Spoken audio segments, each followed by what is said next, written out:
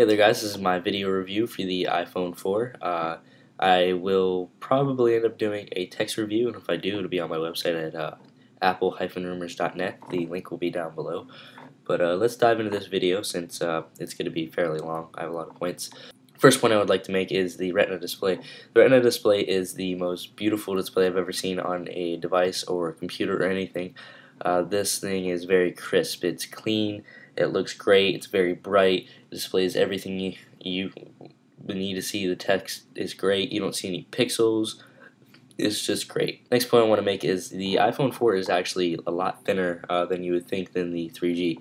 I had the 3G last, and the 3GS was the same as the 3G, and this thing is thin compared to the 3G or 3GS. You might not notice it in pictures or video, but when you get a hold of this thing, it fits in your hand very well. It's thin, and you'll notice whenever you touch it. When I first opened up the iPhone and activated it, and I got my first email and text, this thing is very loud. They made the speakers much louder, and I'm happy about that because whenever I put people on speakerphone, it wasn't loud at all. It was very muffled and low, and it just wasn't really worth putting on speakerphone unless you were in an empty room by yourself while it's quiet. Now it's actually worth putting on speakerphone, and I can hear getting new emails across the house. This thing is built very well. It's better build quality. The minute you pick this thing up, it's very sturdy. You'll notice it. It's because front and back it's glass and has a steel band around it, and the steel band is actually the antenna, which is a later point. And you'll pick this up, and it's kind of hefty, but it feels like you can't break it. I mean, it is glass, but if you feel like it's very sturdy. I mean, you need to pick one up and you'll understand. One of the biggest additions to the iPhone 4 is the front-facing camera and FaceTime. A lot of people wanted FaceTime and the front-facing camera since the first iPhone was made, and Apple has responded to them and actually put it in. And the FaceTime, I can't demo FaceTime for you guys because I don't know anybody else that has an iPhone 4, and I don't feel like calling Apple's line because it's actually closed right now. But you can take vlogs for this. You can take pictures. It's not limited to just FaceTime. You can use the front-facing camera for pretty much anything you would like if the app supports it. One of the next points is they all kind of ravel into each other, which is the flash, the LED flash, the back camera, and iMovie. The back camera is 5 megapixels. It's actually very comparable to 10 megapixels point-and-shoot cameras, which are 10 megapixels. Apple actually went away from going from megapixels. They actually studied into getting photons and stuff like that. You can watch that in the keynote. And yeah, the camera shoots 720p video, takes very good pictures. It just works well.